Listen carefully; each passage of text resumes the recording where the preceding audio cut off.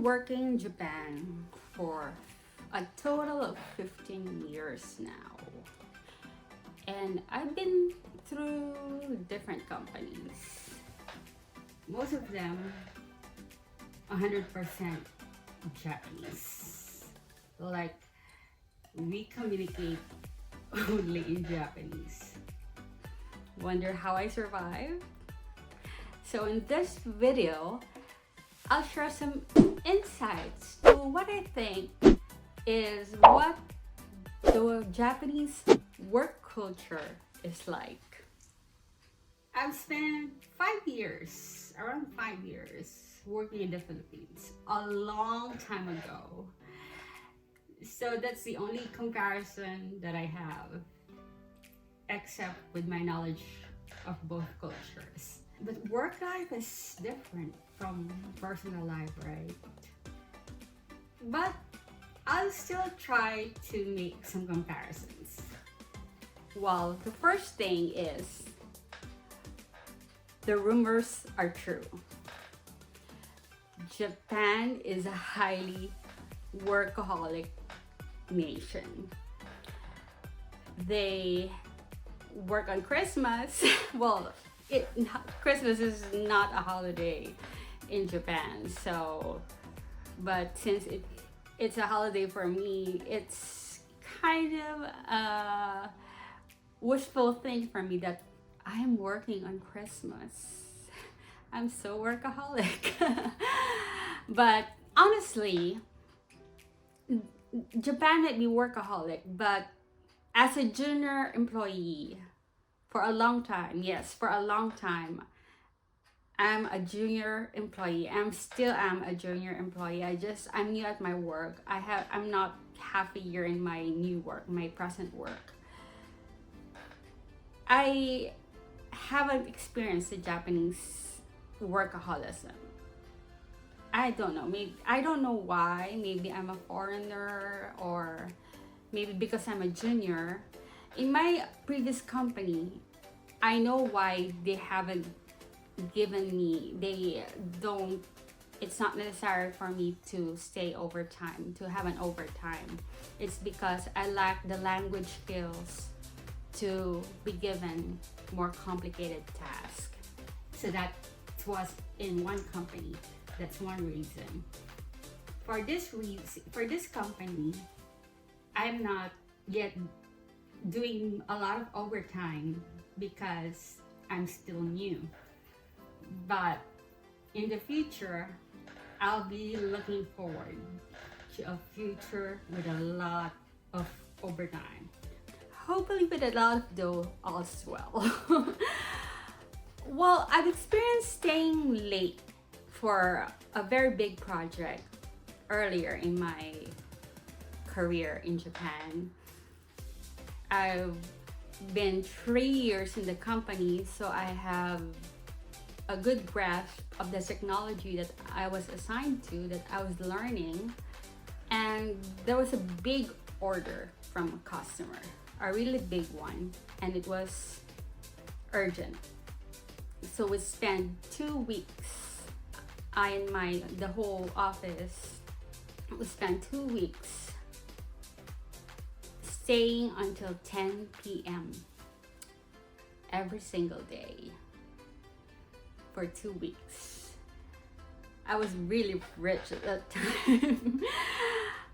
I remember, and I didn't mind because it wasn't often for me as a junior employee. It wasn't often. I didn't mind. It was kind of like, it felt for me like I was taking part of something, a great purpose, serving our customer. It was a group thing. I got the feeling that I belong in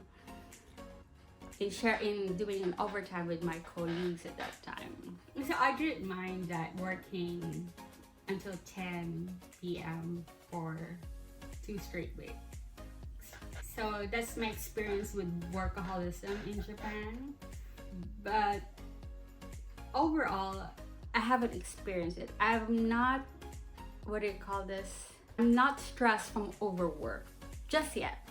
just yet, because in my new company, I'm looking forward to be increasing and staying longer than from my previous company. And I see the people, my seniors, they don't go home at 6 o'clock. The TG, the fixed hour, the no overtime time.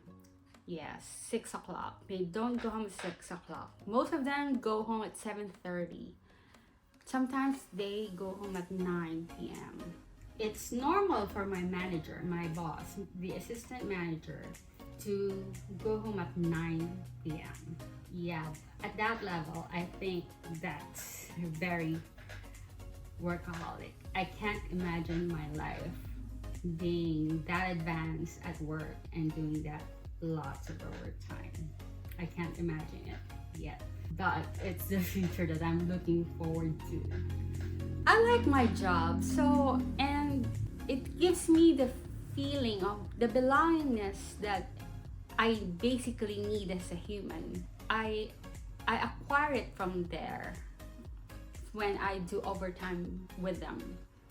So I don't mind it sometimes, but I don't know if I can endure it for a long time. I haven't experienced it because I enjoy doing my personal stuff after going home and even on weekends. Good thing the company I'm in right now don't do weekends. They only do weekdays. They don't work on weekends.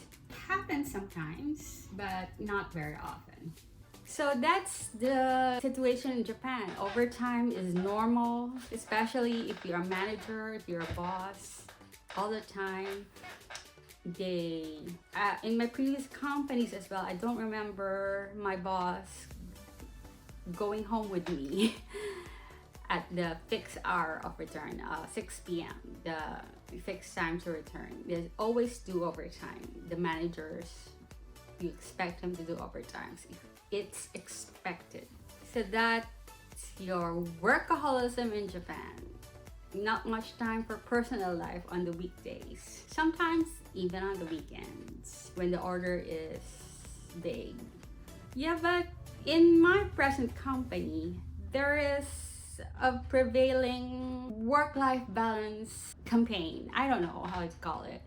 I sometimes see it, the work-life balance email. There's an email that's gonna come. It says work-life balance.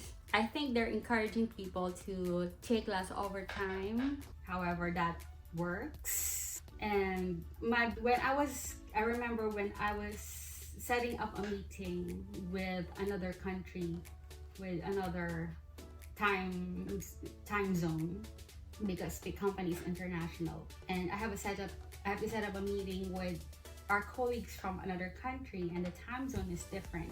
My boss, or my senior, told me that I set up the meeting not too late at night. I can set it up at night, but not too late at night. So they care. I guess they care as well, especially in this company that I'm right now. They care that they don't overwork. Yeah, so the idea of overworking is giving a mindset now of negativity. It's being avoided, at least in my company right now. I think it's in this age in Japan, overworking is not trying to be. They try to not to lean into overworking. They try to minimize it, I think, in general, in Japan right now. That's the same as well. That's the same mindset as well in my own old company. Though I have coworkers in my old company where they stay until 11 p.m. at work, and they will say, "Shogunai, it's work." They can't do anything about it. They have to work. So there's still the tendency to be work bias, to prioritize work over everything.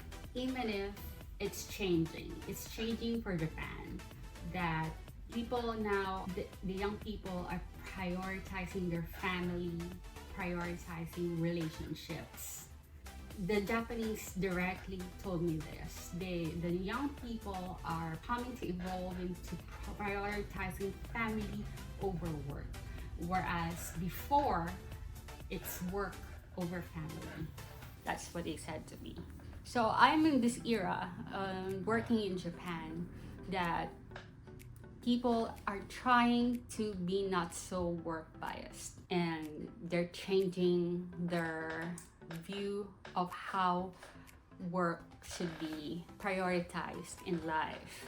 In fact, in our work right now, we started a tradition. Every last Friday of the month, there is what is called a Happy Friday, wherein we go home at 3 p.m.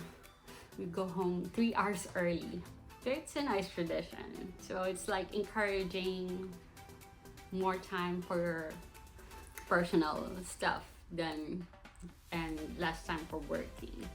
So there's that. So it might be a good future for Japan if this continues, because I don't see them lacking in quality or lacking in perseverance when it comes to job. When they're in their job, they're focused, they're prioritizing, they're 100% on the job and doing well and doing their very good work ethics from the past. They're still at it. The work ethics, they may be encouraging less time, or they may be encouraging more work-life balance, but the work ethic is going strong. They haven't sacrificed work ethics over work balance. So that's good. That's the work life, workaholism, the work culture in Japan. But as a foreigner, my main problem is obviously language. Language is the hardest problem that I have. I think it has held me back so much, especially in my previous company. They try to be inclusive of me. Every time, all the time, every work that I have, they try to be inclusive. I can see the efforts, but even with my lack of language skills, I see every effort in every company that I'm in to be inclusive of me as a foreigner. They want me to attend meetings even if I don't understand them. Especially now in my current company, they make me present in Japanese. They do not, I don't, it's not that they don't care that my Japanese isn't perfect. It's just that they're expecting me to do my best with the Japanese that I know. And my Japanese is at an advanced stage already, comparatively. It may not be fluent, but it's at an advanced level. So they are not holding back in giving me tasks that requires tedious Japanese. They're not holding back. I don't see them holding back. They might be troubled sometimes in how to explain complicated stuff to me. How do I explain this to you? They will say like that, but we end up getting over it. We do our best to communicate. So even if language is my number one barrier, it's not a reason for me to feel left out. It's not a reason for me to feel behind. Although it came to a point that I know that I'm not progressing in work because of the language, because there's nothing for me to do that doesn't require tedious language. So that's in one company. It didn't happen in my other companies. If I continued in my first job as an engineer, I think I would have gone really far, because I just have to master this program. And I think what will happen is I will work longer hours, and improving in Japanese will come naturally, being immersed with these people who talk to me a lot. So yeah, but I quit that job, and I wish I hadn't sometimes, but I'm in a good job now, and my job is international even, so I get to use English, so that's much better. I have skills that I can share with my company that is useful. I have my English is way better than my colleagues. So that's something I'm glad that I can share. But my number one problem in the workplace is language. I don't understand the meetings. I don't understand when they talk to themselves. The Japanese talk to themselves in a very fast manner. And they know that. They just, if I needed to be told of things, to be explained of things, they explained it to me in easier Japanese. And I'm looking forward into a future with this company I am right now. I'm looking forward into a future wherein I would just, because of the work challenges or the work that is given to me, I would just improve in the language through immersion in the work, because I need to, because I always encounter Japanese. I expect that I will improve in the language and in the job, and maybe in the future get paid more, and maybe in the future get more responsibilities. So that's what I'm looking for in this new job. So it's very nice to look forward to that in my job. I enjoy my job. Yeah, so it's very nice to have that positivity going on in the relationship to my job. Let's talk about co-worker relationships. The tatemae and the honne idea, it's hard to explore because of my limited language skills. But one day I would really want to explore that. What is your honne?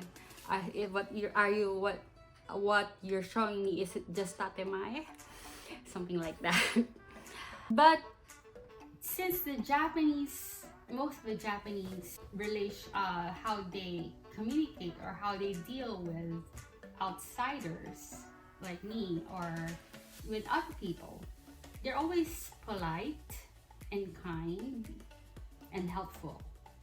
So I guess that's part of the tatemae. Be mindful of your fellow people, the people around you. Being mindful. That's element of tatemae. That's common to them. Being mindful of people. And it's really hard to make friends with your coworkers. It's not easy. But when it happens, it's special. In the 7 years that I worked in my previous company, I see a couple of people outside work. I've invited some to my place for dinner, but it's always the language barrier that keeps me from getting further with the relationship. Like, it's hard to form deeper bond for me, like I do with the Filipino people that I meet here in Japan. So it's just instant. And Filipinos are naturally friendly.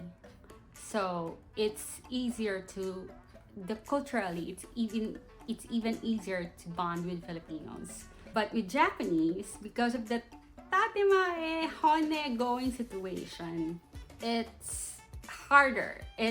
You always encounter the tatemae first, never the honne. Or sometimes when on a bad day, they will be at their honne, they will be showing their anger. That happens. So you just have to appreciate that it's at least their honne, not their tatemae. It's what they really feel. They'll be angry at you or for something they did. They'll be annoyed and stuff like that. So that's their honne. I could have made more friends, and honestly, if I am not constrained with the language. There are people right now in my contacts list that I would love to meet again from my previous work. And hey, let's meet, like that.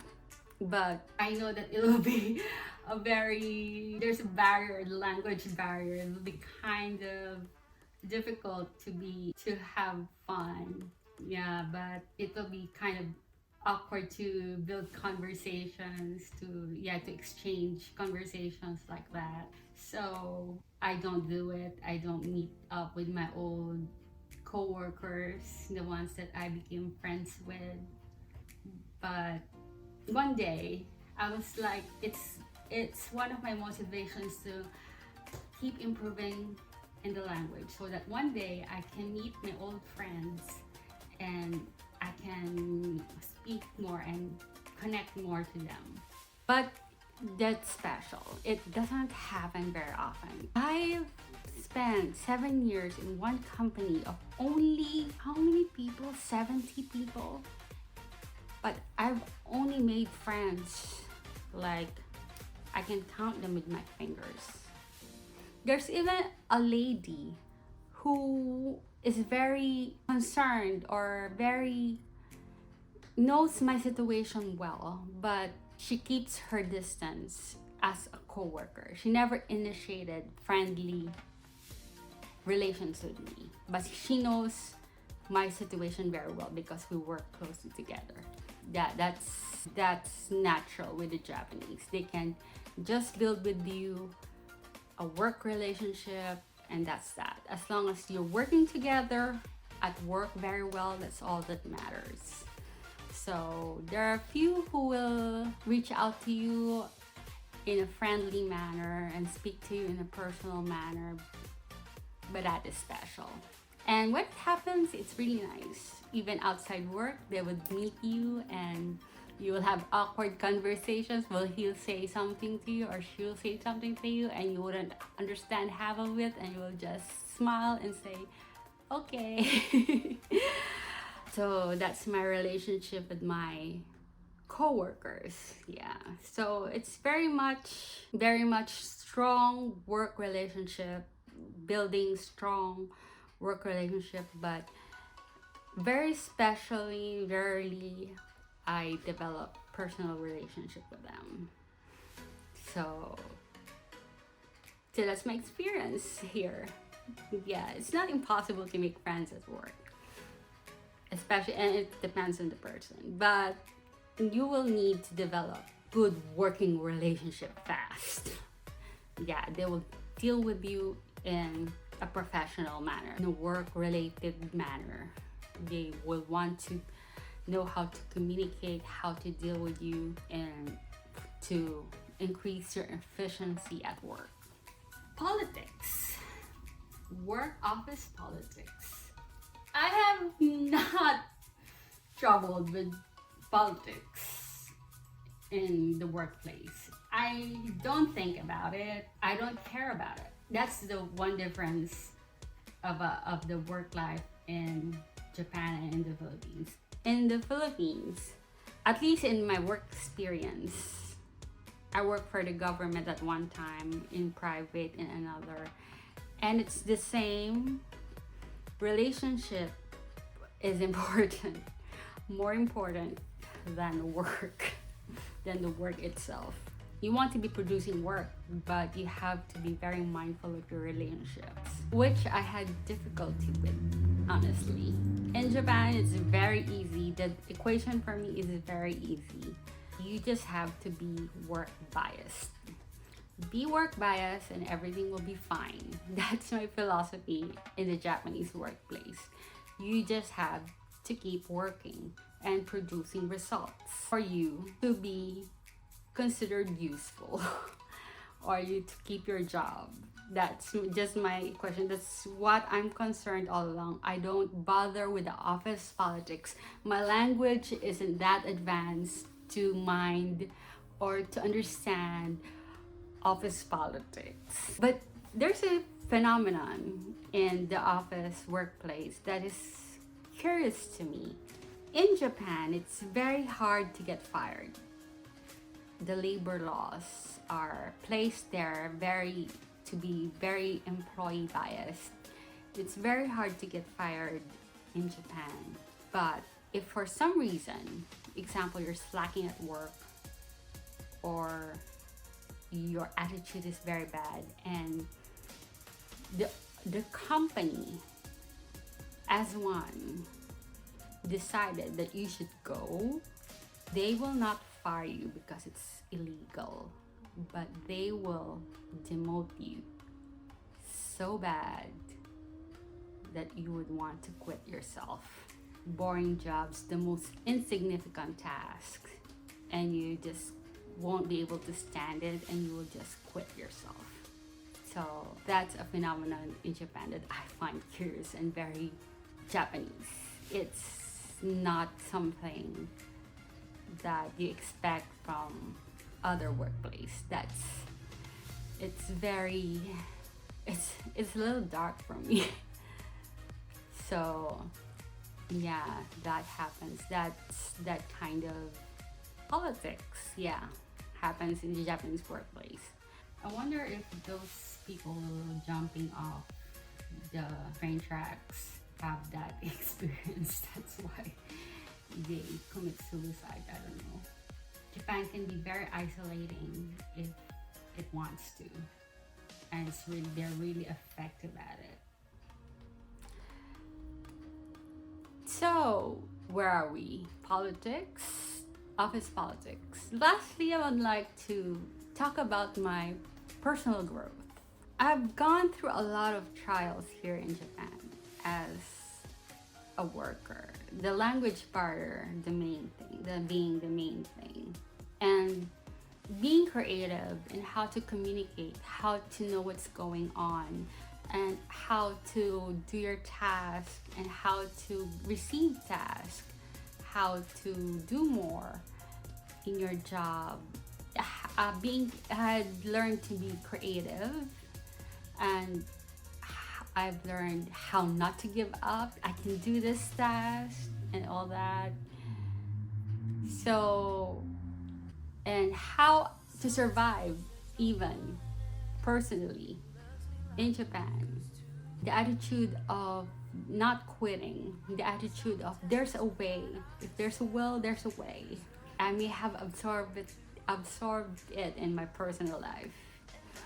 So you learn a lot as you learn a lot in being part of the workforce of Japan. You learn about a lot of work ethics, how they value being a quality worker, how to produce quality work, how to focus, how to concentrate on a task and not be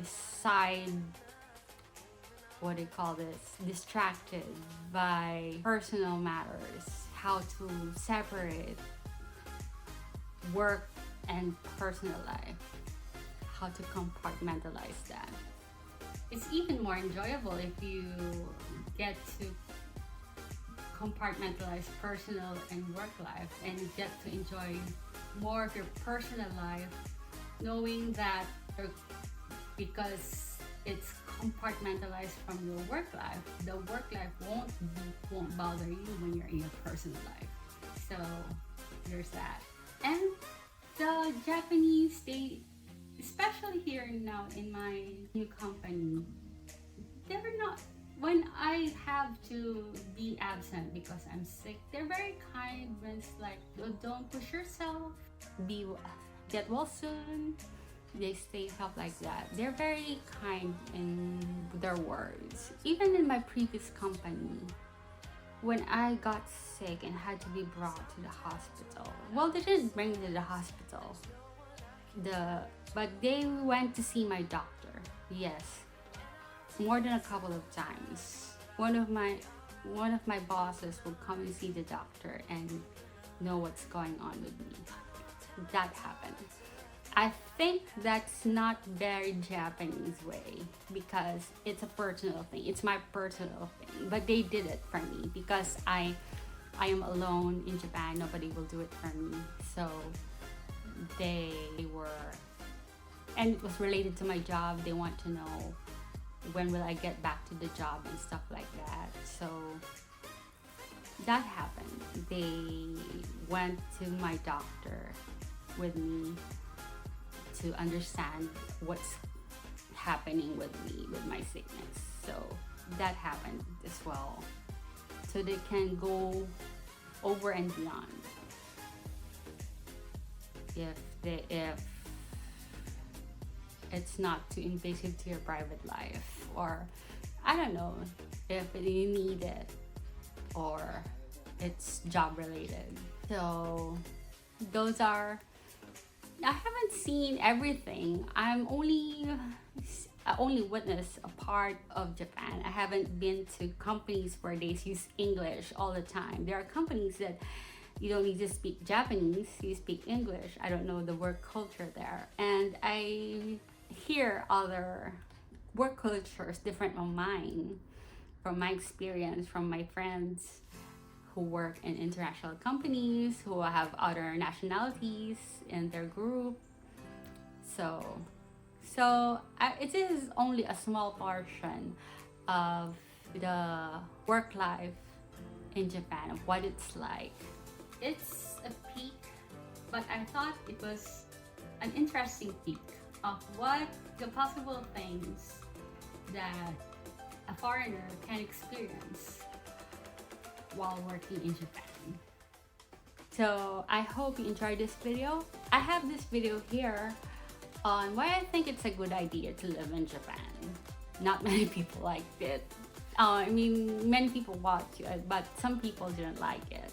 So I'll leave that for you to judge if you like it.